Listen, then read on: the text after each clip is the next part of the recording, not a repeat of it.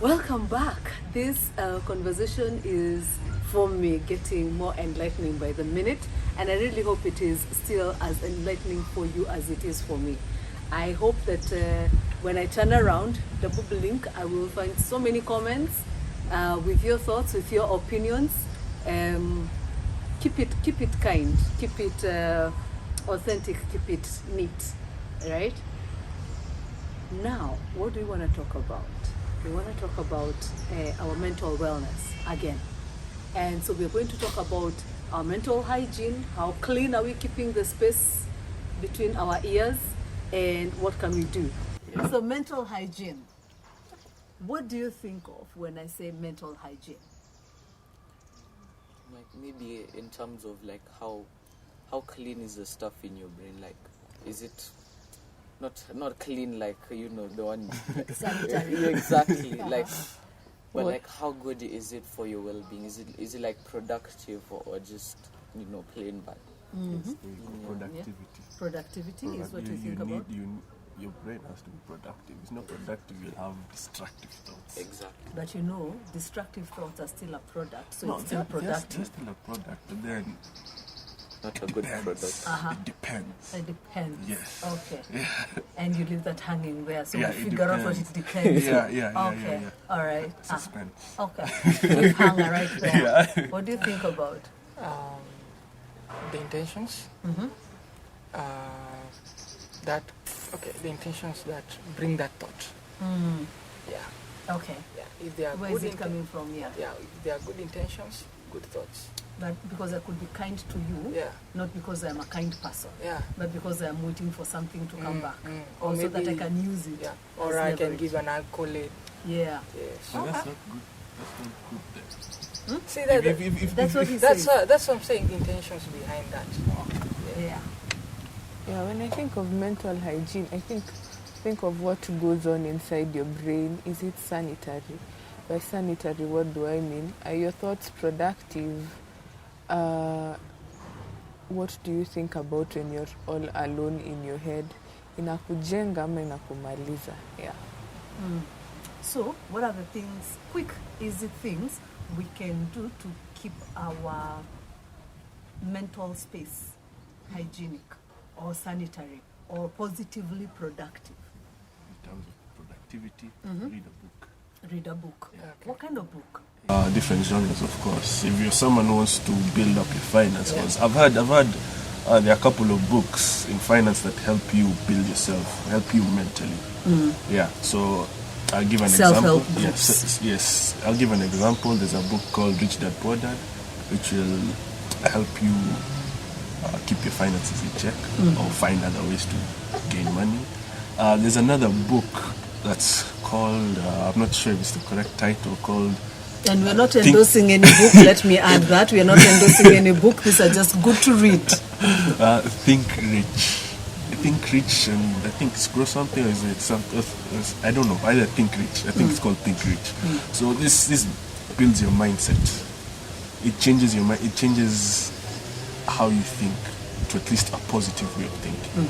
Yes. Okay. So books. Books. Read them. Yeah. Yes.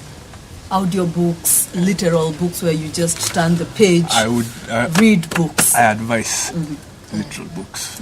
All right. Because it will keep your brain active, because you're reading. When you read, how is it? Your brain is also collecting on the words that are written. It is engaged. Yes, it's engaged. Yes.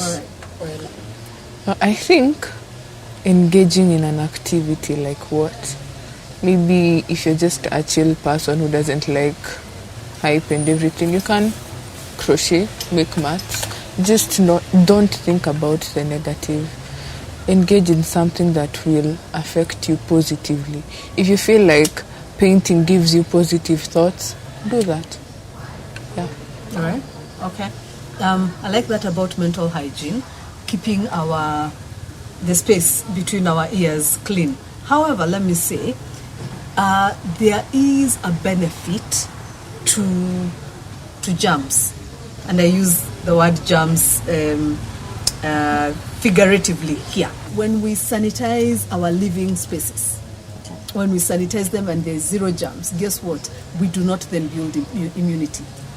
So we are prone to sicknesses. That's why it's encouraged kids, let them go play outside, let them pet animals, let them go to the farm, let them play namchanga, because then they collect germs. And those germs are helpful to our bodies. How does this play out with our mental hygiene? Sometimes we get so afraid, or we avoid bad thoughts, bad emotions. Except even those bad ones have a reason they are there, and they are helpful to us. So I no longer say avoid sadness, avoid anger, avoid jealousy, avoid. No, don't avoid them, but don't entertain them. Does that make sense? Think of it like a house. This is your house, and people are coming in. Open the door, yes. Ask, what's your name? Oh, your sadness. Why are you here? Because we are sad about A, B, and C. All right then. Noted. Keep moving.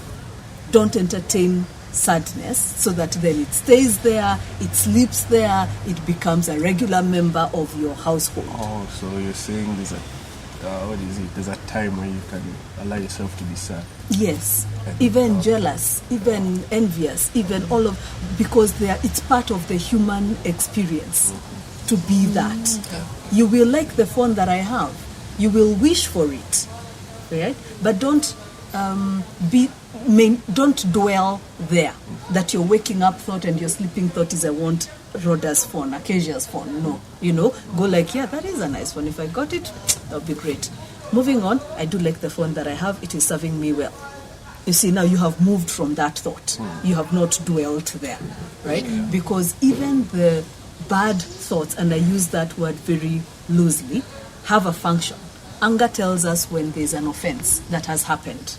Yeah, anger tells us that maybe we are afraid of something, that we are feeling vulnerable, that we feel threatened, and we need to protect ourselves, right? And without that, we would then be like people without nerve endings.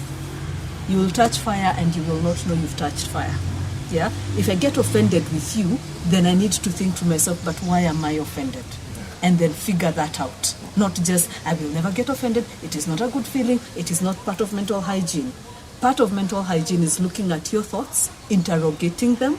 We come back to the word, interrogating them, challenging them, and then letting the ones that you have chosen, consciously chosen, to settle in you.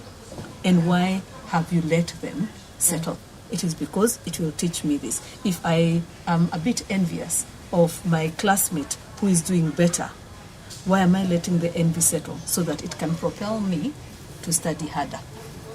But if it is just to hate the person, then no. Do you see? Yeah. So there's conscious thought going on there.